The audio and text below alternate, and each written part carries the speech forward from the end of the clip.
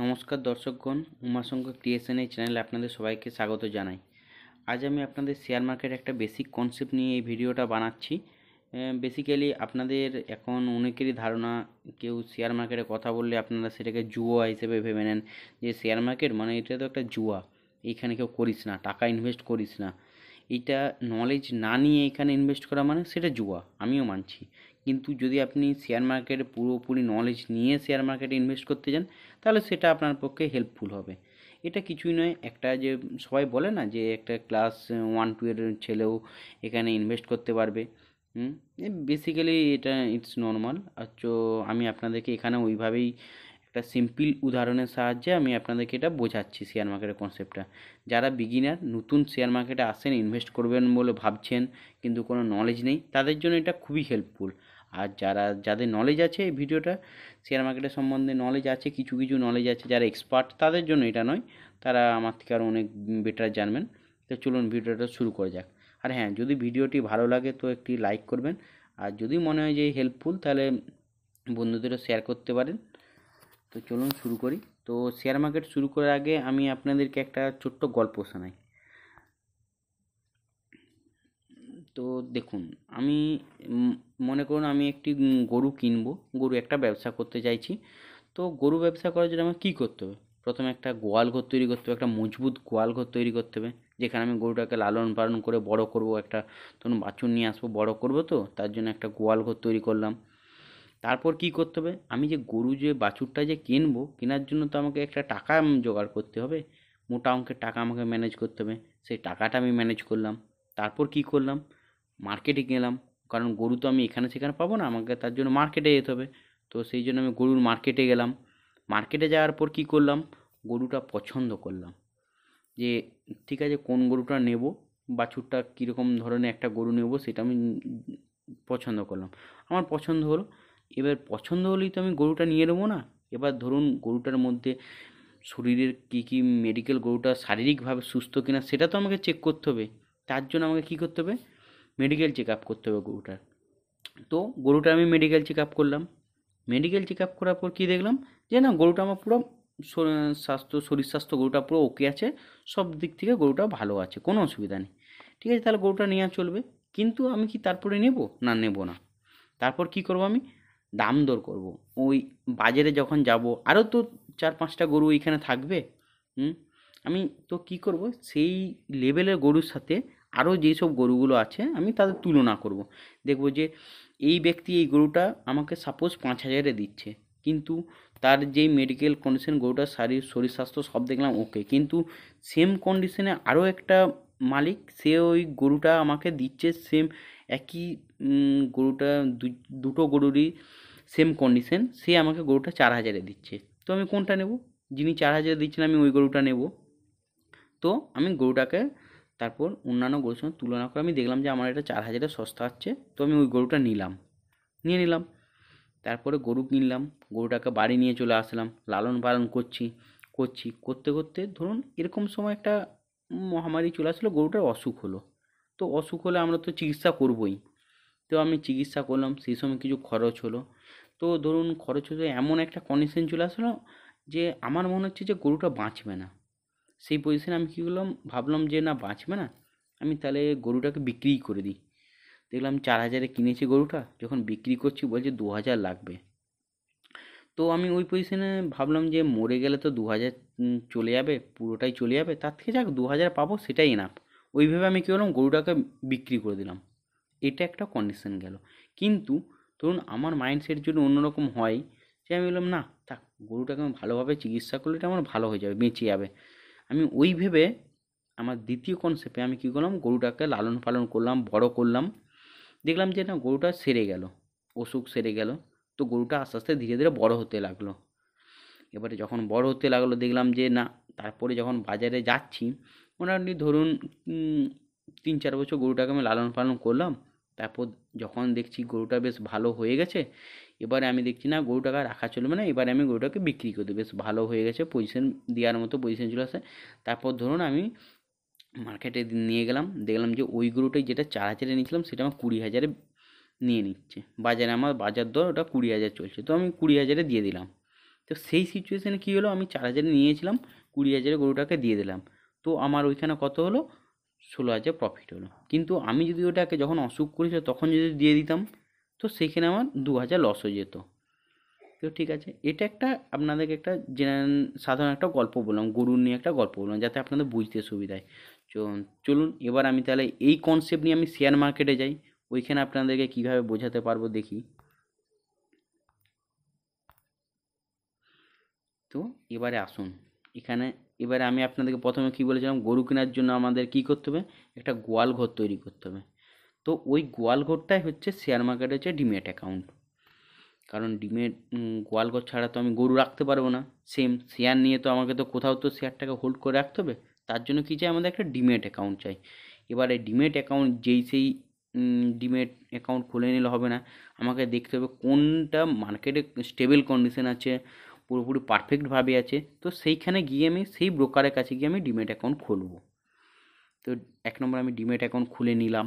তার জন্য তারপরে স্টেপ কী আছে, যে এখানে কি ছিল আমার পরের স্টেপ, গরু কেনার জন্য আমাকে টাকা জোগাড় করতে হবে। তো সেই টাকা ম্যানেজ করলাম, আর সেটাই এখানে কি হচ্ছে, ক্যাপিটাল। এখানে কি ক্যাপিটাল মানে হচ্ছে কি, আপনি যে গরুটা শেয়ার কিনবেন তার জন্য আপনার তো শেয়ার কেনার জন্য তো পয়সা লাগবে, ক্যাপিটালটা লাগবে, সেটা হচ্ছে এখানে ক্যাপিটাল। তারপরে কি করলাম, আমি গরুর মার্কেটে গেলাম গরু কেনার জন্য।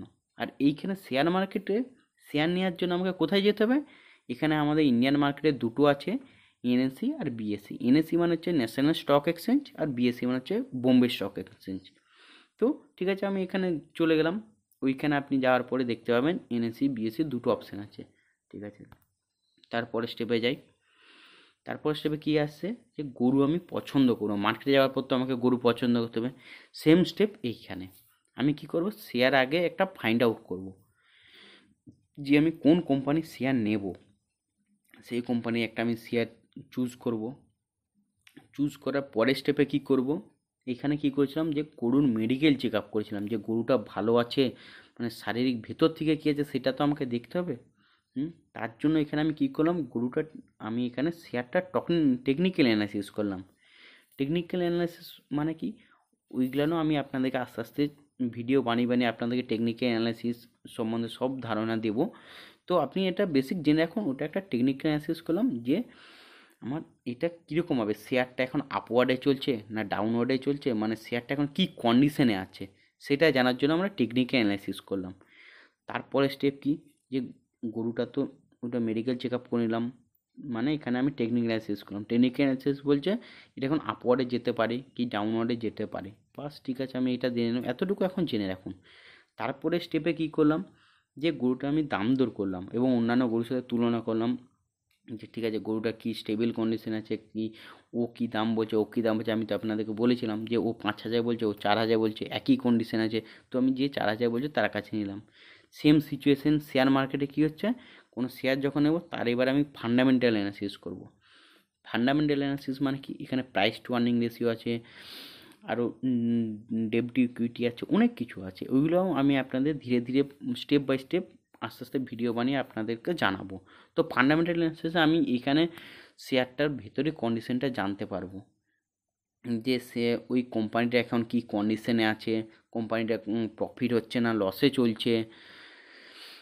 তারপরে ধরুন এই যে এখন কোম্পানিটা কী অন্যান্য কোম্পানির তুলনায়, ধরুন একটা আমি অটোমোবাইল সেক্টরে আমি কোনো একটা শেয়ার নেব, তো অটোমোবাইল সেক্টরে একটা প্রাইস টু আর্নিং রেশিও থাকবে। ওই প্রাইস টু আর্নিং রেশিওর মধ্যে যেই শেয়ারটা নেব, ধরুন আমি টাটা মোটরসের শেয়ার নেব, সেটার যেটা price two earning ratio all automobile সেক্টরের প্রাইস টু আর্নিং রেশিওর সাথে আমি কম্পেয়ার করব।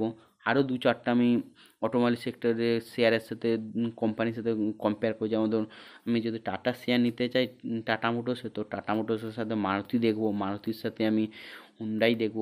এইগুলো নিয়ে আমি সমস্ত শেয়ারগুলো কম্পেয়ার করব। ওদের যেই পি রেশিওটা আছে সেইগুলো আমি দেখব, ওইগুলো না আমি আপনাদের ধীরে ধীরে জানিয়ে দেবো। তো এভাবে একটা আপনি জেনে রাখুন ফান্ডামেন্টাল অ্যানালিসিস আপনাকে করতে হবে। তো ফান্ডামেন্টাল অ্যানালিসিসটা আপনি করলেন, দেখলেন যে পুরোপুরি শেয়ারটা পারফেক্ট। আমি কিন্তু এগুলো সব শেয়ারের কথা বলছি, ইনভেস্টমেন্ট, এখানে আমি কিন্তু ট্রেডিং বা অপশন চেন এসবের কথা বলছি না। এইটা বেসিক্যালি একটা জুয়া টাইপেরই ধরে, এখন ওটা আপনাকে দুদিনে বড়লোক করে দেবে, আবার দুদিনে ভিখারিও করে দেবে, ফকিরও করে দেবে। তো আমি সেই ব্যাপারে যাচ্ছি না, এটা আমি আপনাদেরকে একটা লং টার্ম ইনভেস্টমেন্টের কথা বলছি। তো এটাকে কখনোই আপনি যে এটা ভেবে বসে যাবেন না যে না আমি দুদিনে একটা 2 টাকা দিয়ে আমি 2 কোটি টাকা করে নেবো, এটা মোটেই এই ধারণাটা নিয়ে আসবেন না।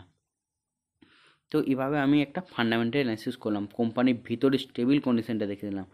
কারণ না হলে আমি দেখলাম যে কোম্পানি ওকে আছে কিন্তু মার্কেট ক্যাপিটাল কম আছে, কোম্পানি লস মেকিং চলছে, তো এতে তো প্রফিট তো আমার তো কিছু হবেই না। তো 2 দিন বাদে কোম্পানিটাই যদি মার্কেট থেকে উঠে যায়, আমার ওইখানে ইনভেস্ট করার মানেটা কি?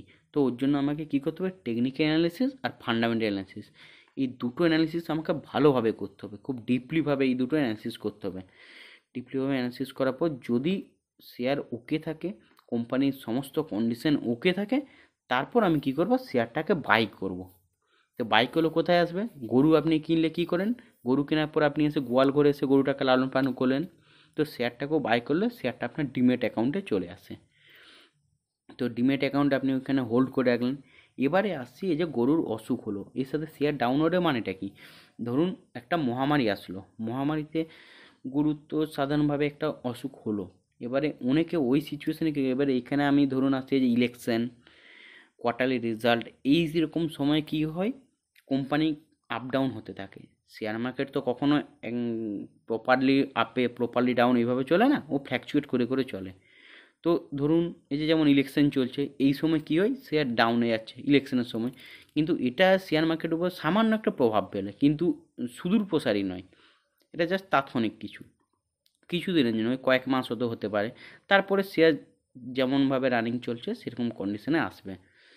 কারণ আমি যদি দেখি আমার মানে কোম্পানি, গরুর থেকে বলি, আমার গরু যদি শারীরিকভাবে সুস্থ থাকে, এদিকে সুষ্ঠুপুষ্ট থাকে, এদিকে সমস্ত কিছু ওকে থাকে অন্যান্য কন্ডিশনের তুলনায়, তো আমার গরুর দাম যদি আমাকে ওই সময় কেউ কম বলে, আমি তো দিয়ে দেবো, কি দিয়ে দেবো না, আমি তো জানি গরুটাকে আমি লালন পালন করে বড় হবে, মার্কেটে দেবো যখন আরও ভালো দাম পাবো। তো শেয়ার যখন মার্কেটে কিছু হালচাল হয় তখন একটু ডাউনে যায়, যে যেমন ধরুন এখন আমেরিকায় ইলেকশন চলছে, এই জন্য এখন ইলেকশন হয়ে গেছে, রেজাল্ট বেরিয়েছে, কিন্তু এর জন্য কিছুদিন দেখবেন মার্কেটে একটা ডাউন ফলে চলছে। তো এটার জন্য আমরা কেউ যারা ইনভেস্টাররা থাকে তারা এইসবে কোনো প্যানিক হয় না, কারণ তাদের ধারণাটা অনেক দূরের জন্য, লং টার্মের জন্য। ঠিক আছে, তো শেয়ার ডাউনওয়ার্ড, ওই জন্য এটাকে আমি গরুর অসুখের সাথে তুলনা করছি।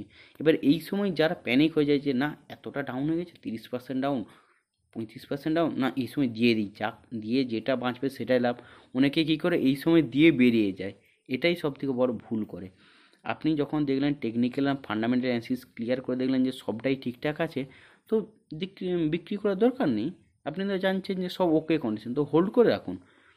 এবারে তারপরে ধরুন হোল্ড করে নিলেন, যখন হোল্ড করে নিলেন, তারপরে যে ধরুন ইলেকশনের প্রভাব বেরিয়ে গেল, মার্কেট আবার নিজের কন্ডিশনে চলে আসলো, এবার ধীরে ধীরে আপনার হোল্ড যেটা করেছিলেন, যেটা লস হয়েছিল, ডাউনে চলে গিয়েছিলো, সেটাও দেখবেন আস্তে আস্তে রিকভারি হলো, ধীরে ধীরে মার্কেট উঠতে শুরু করলো। এটা একদিনে হয় না, মোটামুটি বছর 1 2 3 এইভাবে আপনাকে হোল্ড করে রাখতে হয়। ধীরে ধীরে উঠলো, ওঠার পর কী হলো, শেয়ার আপওয়ার্ডে গেল, তারপরে যাওয়ার পরে আপনি কী করলেন, যখন দেখলেন যে না আমার মোটামুটি যেটা ইনভেস্ট করেছিলাম তার 70-80% প্রফিট চলে আসছে, হ্যাঁ এই সময় আমার টাকার দরকার, তো ঠিক আছে, ওই সময় আপনি কী করুন, শেয়ারটাকে এবারে প্রয়োজন মনে করলেন যে হ্যাঁ এই সময় আমি দিয়ে এখন মার্কেট থেকে বেরিয়ে যাই, তো ওই সময় আপনি শেয়ারটাকে বিক্রি করে দিলেন, বিক্রি করে একটা প্রফিট, যেই প্রফিটটা হলো 70-80% প্রফিট, ওটা আপনি নিয়ে নিলেন। তো এটা মোটামুটি আপনাকে 2 3 বছর 4 বছর এরকম লং টার্মের জন্য আপনাকে ভেবে রাখতে হবে। এই যেমন ধরুন রাকেশ ঝুনঝুনওয়ালা, তারপর ওয়ারেন বাফেট, এনারা কেউ কিন্তু ডেলি ট্রেডার নন, এনারা সব লং টার্মের জন্য এরা ইয়ে করে রাখেন। আর ওয়ারেন বাফেটের আপনারা ভিডিও দেখবেন, ওইখানে আপনারা অনেকেই দেখতে পাবেন উনি কোনোদিনও এরকম ট্রেডিংয়ের দিকে যেতেন না, ওনার ধারণা ছিল সবসময় লং টার্ম। ওনাকে একজন কোশ্চেন করেছিলেন যে আপনি এরকম